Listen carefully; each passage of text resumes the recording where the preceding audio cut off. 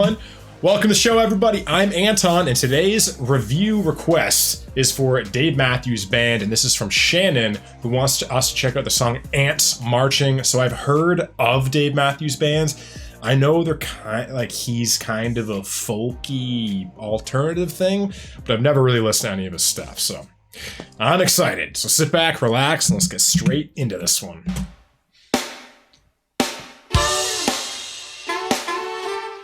Ooh. Bit like funky folk. Funky folk. Saxophone. He wakes up in the morning, does his teeth bite to eat, and he's rolling. I love the vibe. The week ends, the week begins. She thinks we look at each other. He has a lot of personality to his voice. And look at his feet, the way he moves. Kind of like Counting Crows a bit, almost. These crimes between us grow deeper.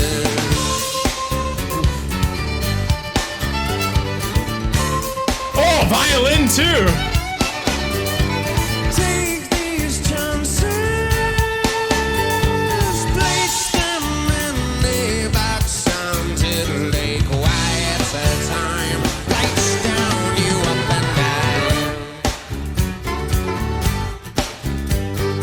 I just like the smiling too.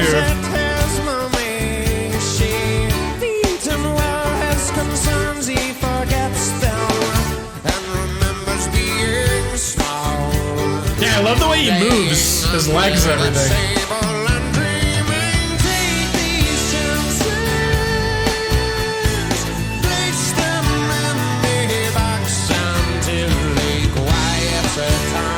Such a unique vocal tone.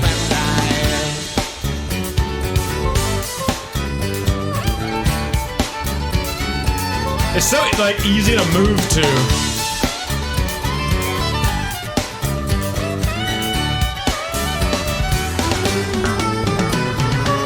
Driving on this highway, all these cars end up on the sidewalk. People in every direction.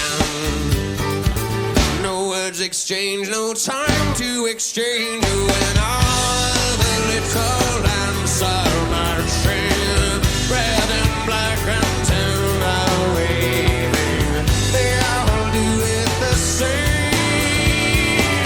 They all do it the same way.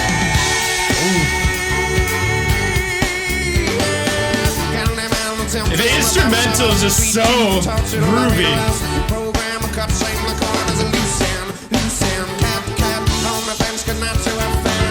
Man, Dave.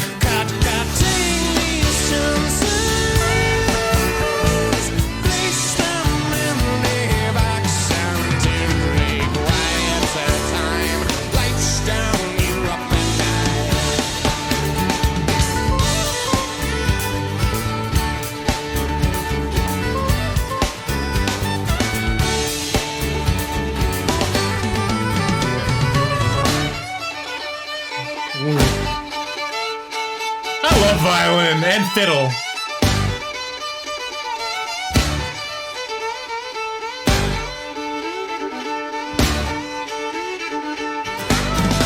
Oh. Yeah.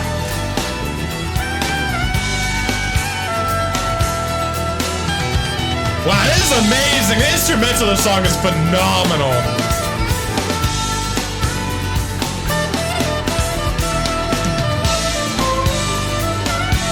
It's like it just gets deeper into that groove as the song goes on.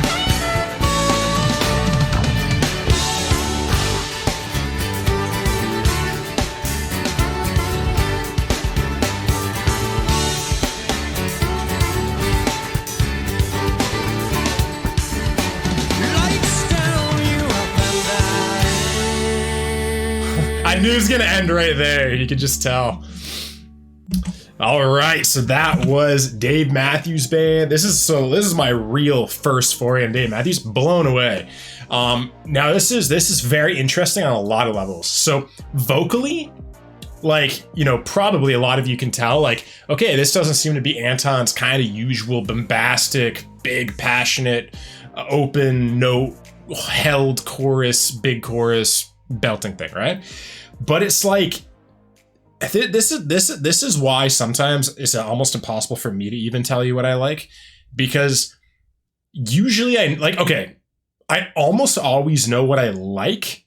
I always know what I know I'm gonna like. You know what I mean? If someone like kind of can break something down, be like, yeah, it has a big, massive hook, big belting, lots of passion. The vocal tone, like it has to be a kind of a rich, usually vocal tone, a lot of time baritone or mid. But then you get stuff like this, where it's like, this is not usually my thing vocally, but for whatever reason, the way that the band and Dave come together, they make it work.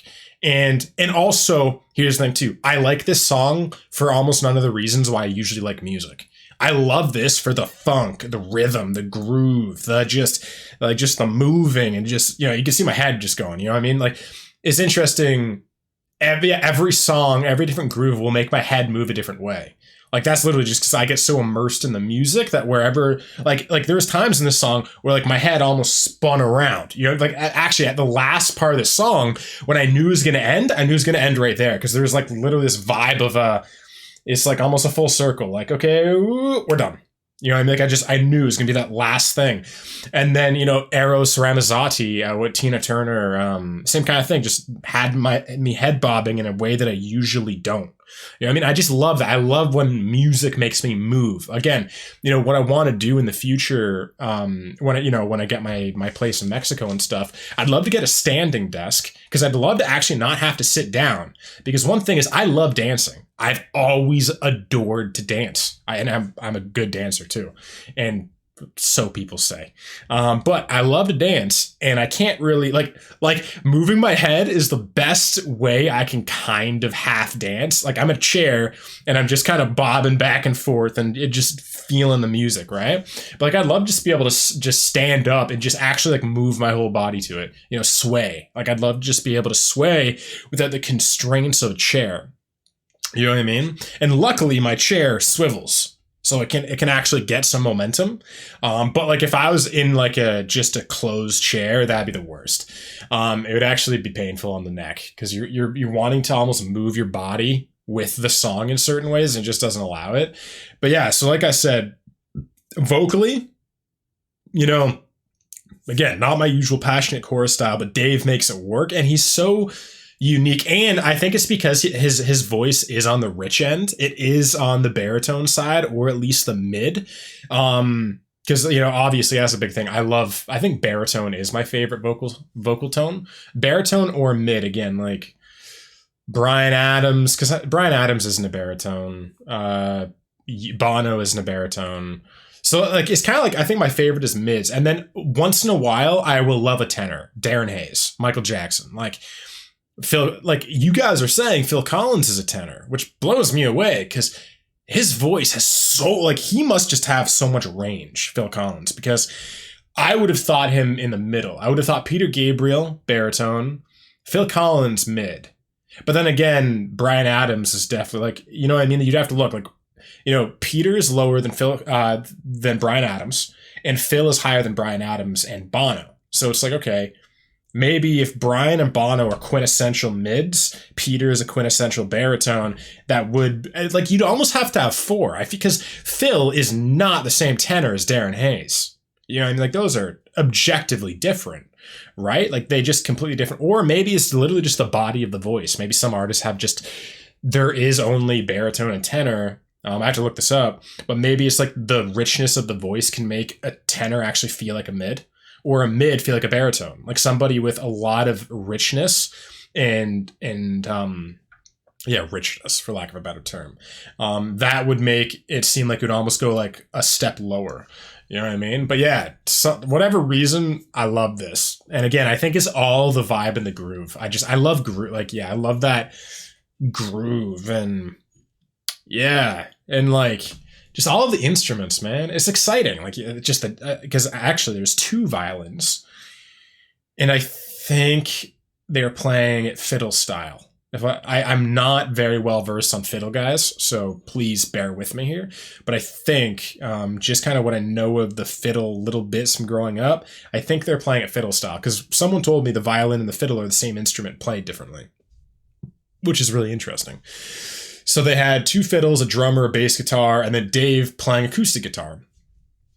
Just very interesting. It feels like there's so much going on, even though there's actually not that many instruments.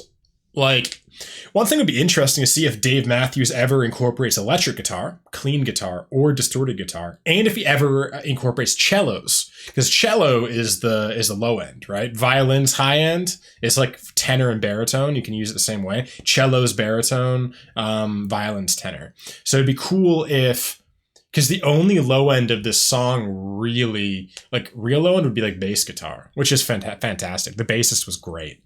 Just, again, making a very just a movable, fun kind of beat to it. And I think what I liked about this too is the vibe. And this is something that me and Erin talk about sometimes, because she's always wondering, like, do I like happy music, right? And again, like to you, Erin, would you consider this happy? I don't know if I'd consider this happy. I consider this like groove. Like, this reminds me of Santana, Smooth, featuring Rob Thomas. Like that vibe. Like it, I guess it's happy. Like, I don't know how to describe it. It's like, it's like collective. It feels like a party. But then again, so does happy music a lot of the time. I don't know. Like, what's your perspective on that? I think you guys know what I'm talking about. It's like, this, and then something like, Jason Mraz, who, I love Jason's voice. I just haven't really found anything by Jason Mraz that I've loved. And I'm not sure, maybe it's because he's too happy for me and I don't know how to relate to that.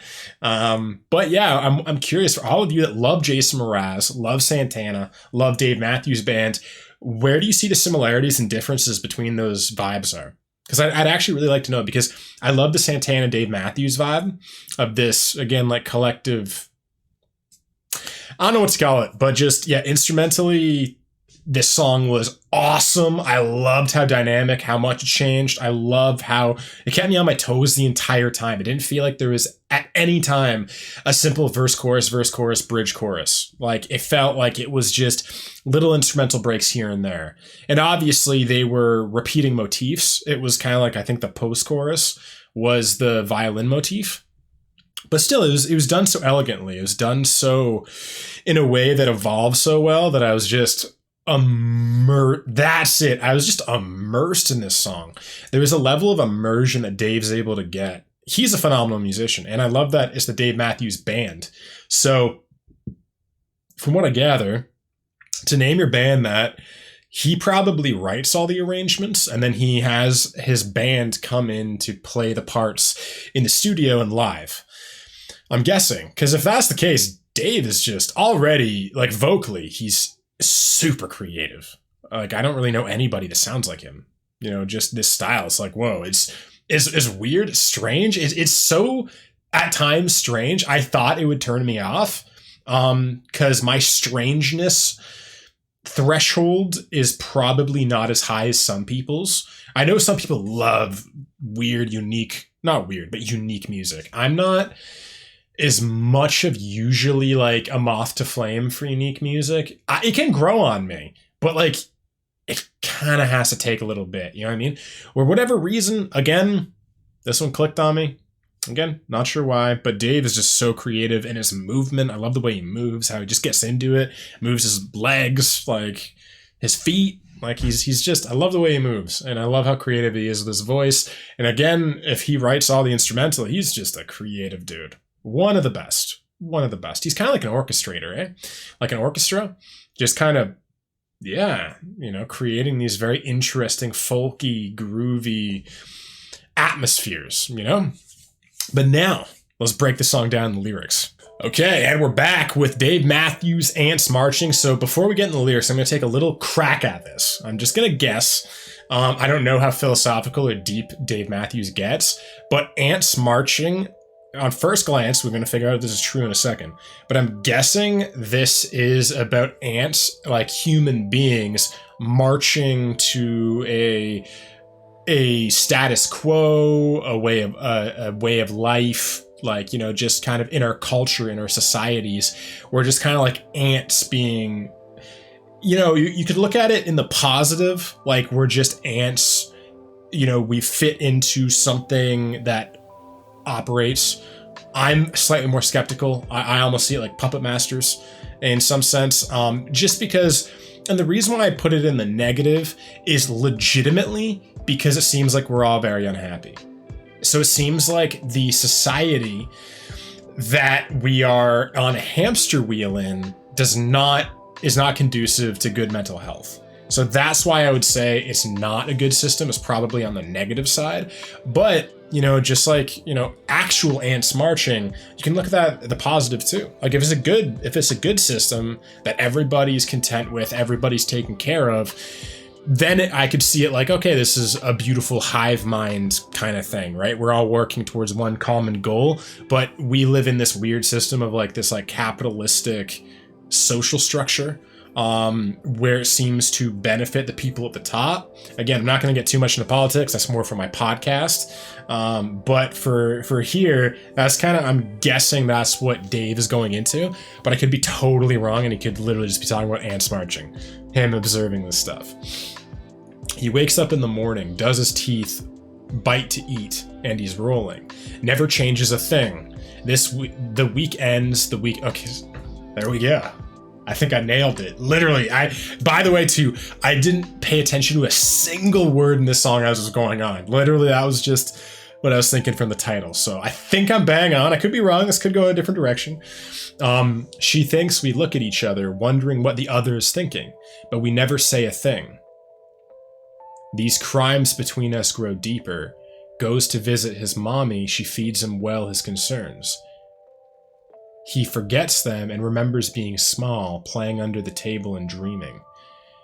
Again, I like this almost has like a bit, like I know I'm making comparisons where there don't need to be comparisons, but I do this in pure love as a way to extend my joy and my excitement. That like this reminds me a bit of Counting Crows. Lyrically, I find Adam Derwitz just is such an Derwitz, or is it Dirts? I forget. But Adam is a phenomenal philosopher and lyricist, and I feel like Dave and Adam both have that gift, is they can look at the world through a metaphor that is deeply poignant to all of us. Like it just kind of hits. Like this is just really hitting me. Like I'm going, whoa, this is super well illustrated. The imagery is phenomenal. But yeah, just I love this. She thinks we look at each other, wondering what the other is thinking, but we never say a thing.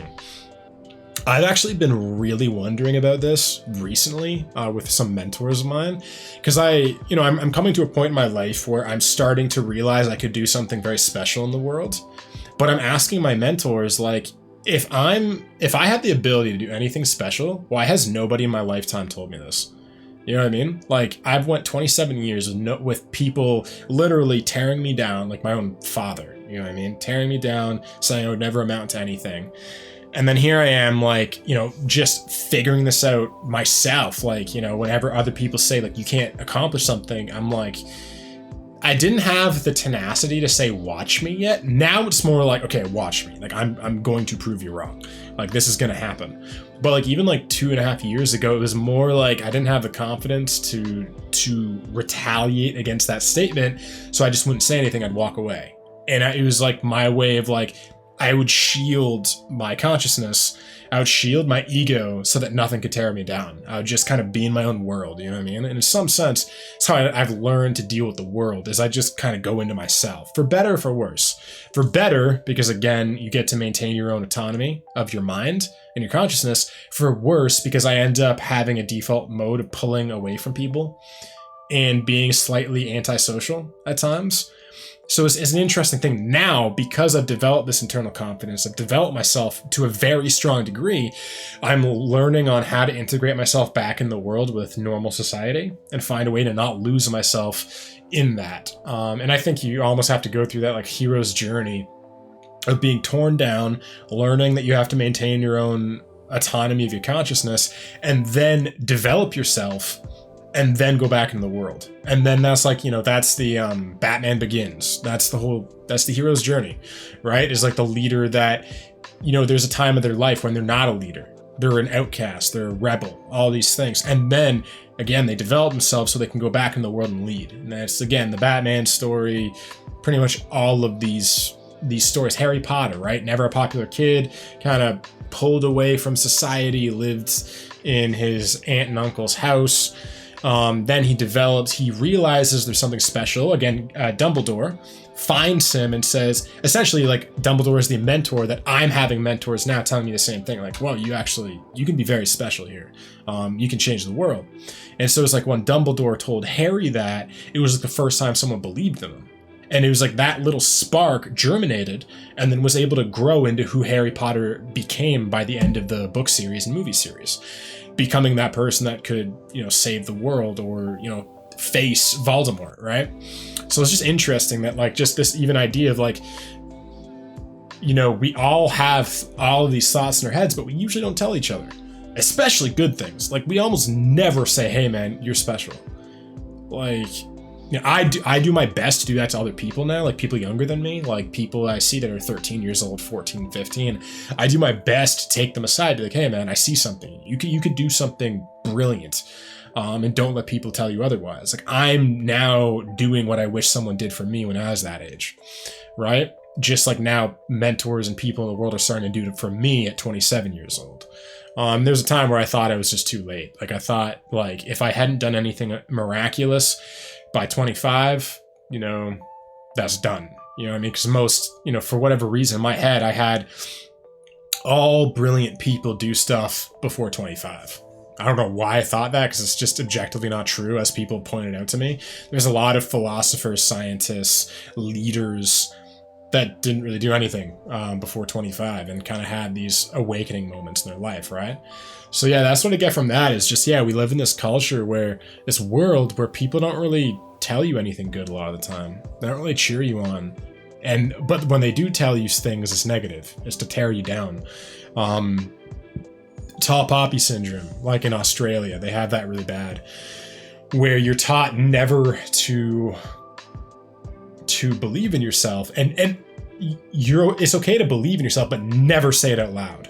And actually, tell the truth, no, you can't even believe in yourself, because if people see just your aura, your energy is expansive, they shut you down. They go like, who do you think you are? You know what I mean? You're kind of, yeah, and they'll say the C word or something. Right?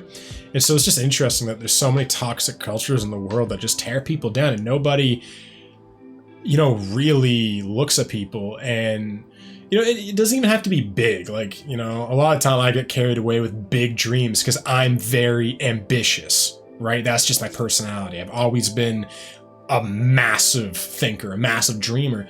But like, other people could be like, you know, just, you're going to be a great mom. You're going to be a great dad. Like, it doesn't have to be big. It can be like, you know, just so much time, no one even tells people that.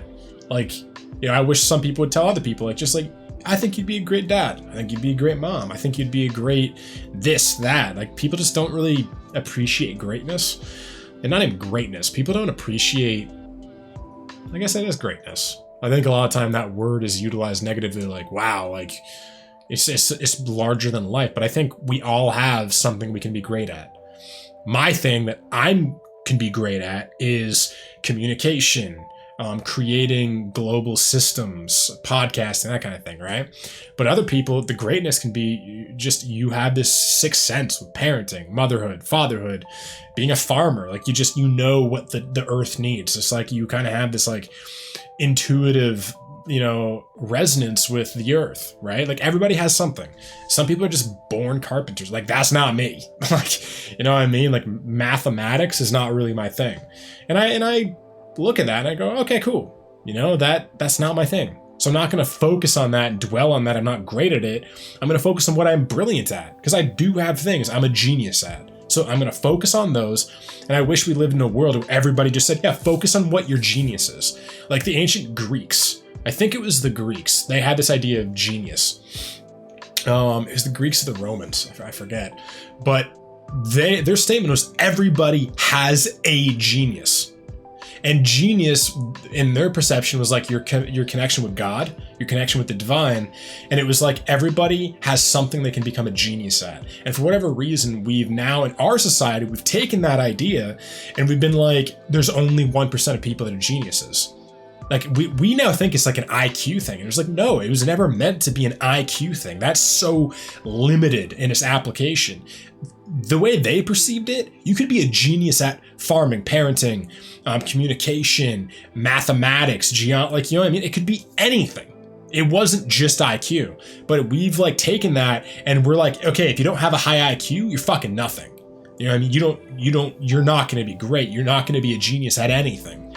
And again, I want to just completely switch this relationship in the world and help people see that we all have a genius. We all have something or many things. Some of us have many things, but we all have at least one thing that we can do at a genius level and we can become masters at. And I just think it would be great if everyone just focused on that, you know? Take these chances, place them in a box until a quieter time. Lights down, you up and die. Lights down, you up and die. Driving in on this highway, all these cars and upon the sidewalk. People in every direction, no words exchanged, no time to exchange. Driving in on this highway, all these cars and upon this sidewalk. People in every direction, no words exchanged, no time to exchange. I get from no time, like our just fast-paced Western society. Again, why I'm moving to, you know, Mexico, or just I'm potentially moving to, like, I could move to Spain too. I might end up in Spain. I want to end up, for whatever reason, I find the Latin countries have a much more chill way of life. I'm very drawn to that. Also, I grew up listening to like Spanish music and stuff. My dad was always into Indian, African, Spanish world music. That was kind of what I grew up with. So I've always just loved and felt a strong kinship to that sensual way of life.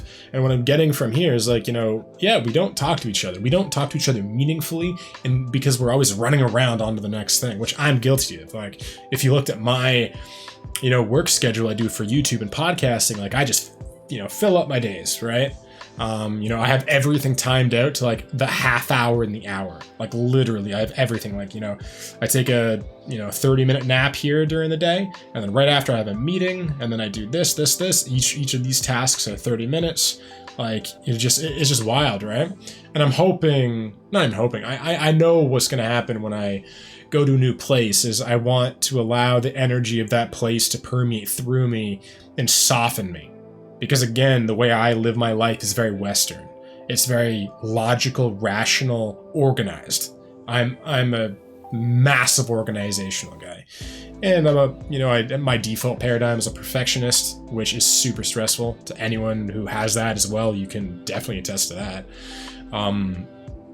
So it's just like I know my intention moving forward in the next few years is to relax a bit more. And that might mean like, you know, doing, you know, because like right now I want to do like 3 podcasts a week. Like I might end up only doing 2. We'll see what happens. But my number one priority is I just want to be content. I want to be fulfilled. And I want to be able to spend time with the people I love in my life. Like those are like my 3 main things. And of course, the fulfillment comes from this. This does fulfill me. Like my podcast, the biggest thing. And then when I get to reflect on something deep and meaningful, like this song, like this, I see this is very fulfilling to me. Not every reaction's fulfilling to me, but like when I'm in the zone with reactions, it's extremely fulfilling and I love it. It's just a bit more hit or miss than podcasts. Like every podcast is pretty much fulfilling. I'd say 50 to 75%, but they are getting better with the reactions because we're doing more of a focused kind of thing and focusing in on the things I know I enjoy. It is a lot better, but yeah, just those are 3 main things in my life. And I love that Dave kind of sees this too, that we're just like chickens with their heads chopped off in this society. When all the little ants are marching, red and black antenna waving, they all do it the same. They all do it the same. Back to my first statement, hive mind. Yeah, the orchestrators of society, 9 to 5, grind, live for the weekends, do the job you fucking hate. Like, I think there was a poll and it was like 66% of people, and this was like years ago. It's probably higher now, but like 66% of people hated their job. It was wild. So it's like more than half of people in society hate their job. And it's like you do like, and then when you look at what you do, you're like, you work a majority of your life.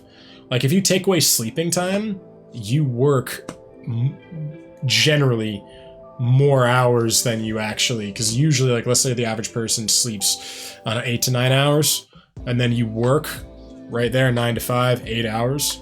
Like you're actually working technically slightly more than you're awake, probably. So it's just wild, you know, or at least for the weekdays, right? It's just crazy. Like, you know, when you look at our society and you're like, what the fuck? How did we get here? Like, how did we get to a point where we're so institutionalized and we're so domesticated? You know what I mean? And I use the word domestication more in terms of just like a dog can be domesticated to lose a bit of its dogness. We've been domesticated to lose a little bit of our creativity. And by little, I mean a lot. We've been completely domesticated out of our creativity. School system does that. Like I remember doing presentations on the public education system when I was in university, to like at psychology conferences and stuff. And because I was expelled twice, suspended, I think 20 times. More like when I was a lot younger, like before grade 5. But like, yeah, I could feel it. Like I was like, man, this shit is not great. You know, it prioritizes rote memory skills and just regurgitation, which I never kind of got. And then like creativity is, and then even the way that they grade creativity, art class, like it's fucking stupid. It's like, how do you grade what somebody has in their heart that they're wanting to express? Like, yeah, you can grade the straightness of a line, but you know, how can you say that one person's vision and what means something to them is worth more than somebody else's? You know what I mean? I just find the whole thing stupid. And I actually have a lot of PTSD, and I think most people do in our society, PTSD from school. Essentially, I think school is what really breeds perfectionism in us, and overly critical parents. Mostly, those are the two things. Overly critical parents, and that's kind of in tandem with the school system. Because in a lot of ways, the reason why they are overly critical is because it's like the school says you have to get an A, and then if you don't get an A, the parents are kind of like end up symbiotically attaching themselves to the school system, and then because if you didn't have a system that was wanting something from children, the parents probably wouldn't feel a pressure to force the child to conform and work at the pace that will lend itself to being a high achiever in a given society. You know what I mean? So it's just kind of crazy. And I know I'm like working through my PTSD of that, of just allowing myself to take more risks, allowing myself to make mistakes, allowing myself to be creative and not be so caught up in the outcome. And also what school does too is school externalizes value. Right? So usually as human beings, the best way to be is have value for yourself. Okay, why am I doing this art? Because I love it. Because this is my natural creativity. What school does is it externalizes that process. So you're no longer ever doing things for yourself. You're always doing something for an outside authority.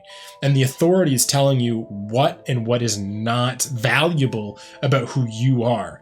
Because there is no class about who are you as a human being.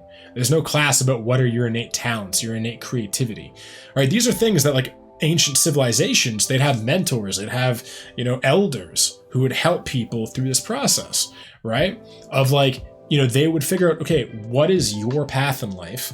Let's help you achieve what you need to achieve on your path in life. We've completely lost that. And now it's about a cookie cutter thing. Like literally, a lot of people don't know, the public education system was created to create factory workers. Why do you think there's a fucking bell in between classes? It's literally to create factory workers. That's the exact thing. Like, again, I researched this. I've done many presentations on it. And it's just wild when you look at that. You go, wow, like, yeah, they minimize creativity and they prioritize math and basic sciences. It's changed, like, this is more elementary school, but still, like, in high school. Elementary school and high school. And then, yeah, creativity is kind of put in the back burner, right? And they kind of shoehorn things like music and art into school, but really it's a pretty lack excuse for really what human beings need to be, you know, how they need to be raised when they're in their formative years. Candyman tempting the thoughts of a sweet tooth tortured by the weight loss. Program cutting the corners, loose end, cut. On the fence, could not to offend. Candyman tempting the thoughts. Like, so I get is like, you know, we live in a society that's always dangling the golden carrot in front of us. Like, essentially the golden carrot a lot of the time is retirement. So if you talk to most people who are kind of really stuck in the loop of society, if you ask them, like, you know, when are you going to live your life? It's like, oh, when I'm retired. It's like, okay, so you're going to wait till you're 65 years old. You're going to waste every single year of your life when you're healthy, young, and able to do the things you really want to do. And you're going to wait till you're 65 to do the things you want to do. And by that time, you've spent like 65 years conditioning your mind and creating neural pathways in the mind to essentially just be a factory worker and not be creative. So by the time you're actually 65, you either have cancer or you don't even know what it would look like to be creative. One of my favorite people, Paul Chek, he's a therapist, and he'll do like art therapy classes with billionaires because he's worked with like NFL, pro NFL teams, FIFA, baseball, all these things. He was Tony Robbins' therapist like back, I think 20 or 30 years ago. But he said that he's like, when you get billionaires or some just really rich people who have got to the apex in our Western society, he's like, I've seen people break down because I'm like, hey, draw something that's meaningful to you. And he's like, they'll just stare at this like sheet for 3 hours, and I'll come back and I'll look and I'll be like, oh, you know, what's going on? And they'll start crying because they're like, I'm so terrified of being vulnerable. I'm so terrified of summoning something meaningful within me, and the world, again, the externalization that you learn from school and just everything about our society. I'm terrified of allowing something from deeply from myself and people not, like, essentially it's like, I don't know how to love myself. I'm so used to other people, you know, giving me my sense of self-love and validation. I don't know what it would mean to do something for me because I do something for everybody else all the time. And it's like, when you do something for everybody else all the time, again, anything meaningful is you're serving up your heart on a silver platter, and you're allowing other people to grade it and say, oh, I don't like that. And then it's like, you know, what do you do when you've been trained to get your validation from other people, and the most meaningful thing that you can produce in your life, someone can simply say, oh yeah, I don't like that, don't do that. It's like somebody's essentially like just telling you, like, don't be yourself. You know what I mean? And like, again, like billionaires and wildly successful people just start crying, breaking down into tears, and just be like, I don't know. Like, I don't know how to do this. And it's like, it's just painting or it's just drawing. Like, what do you mean you can't do it? But it's like, you know, a lot of you probably who are watching this can relate to that. There's a part of us, including myself. I have a very hard time with art, a very hard time. Because again, I'm so used to doing other things for other people. Again, even YouTube, right? Like essentially, how I grade how I'm doing is the amount of likes I get, the amount of views I get, and then most of what I do is voted and chosen by other people, right? This is again why I'm finding this balance between like having a request week and having all you guys choose everything on that week, and then having more theme-based weeks where I get to kind of spearhead the direction I want to take. Because if I don't, then I'm back to kind of, yeah, just essentially everything I do is chosen by other people. I don't get to actually choose the artists or the experiences that I want to make. So I'm doing my best to find that kind of medium point where it's like, okay, like 75% of the time is like a collaboration. It's like I know what I like, and I'm giving you guys all these options to help choose what you want to see out of the parameters of what I already know I enjoy. And then request week, like I said, is just like, okay, what do you guys want? Literally, Like I take a step back and I allow you guys to lead me where you want to see me explore. And that's kind of, again, 25% of the time. And then because I know I'm enjoying what I'm doing and I know I'm spearheading the shit the other 75% of the time, that 25% is like, cool, we get to do things like Dave Matthews that I never knew I would have enjoyed. You know what I mean? And that's where it's that beautiful kind of back and forth that I'm trying to create. You know what I mean? But yeah, I just love the lyrics in this song. I just think this is just, yeah, brilliant. Take these chances, place them in a box until a quieter time. Lights down, you up and die. Anyway, everybody, this was Dave Matthews Band, my first time listening. Ants Marching, absolutely brilliant song. Just the instrumental blew me away. The lyrics are some of the most interesting, thought-provoking lyrics I've read in a while. So this was just a treat to decipher. And yeah, so I'm definitely down for more Dave Matthews. And what are your favorite Dave Matthews songs? Let me know down below. And that's it. So see you in the next one. I love you. Bye.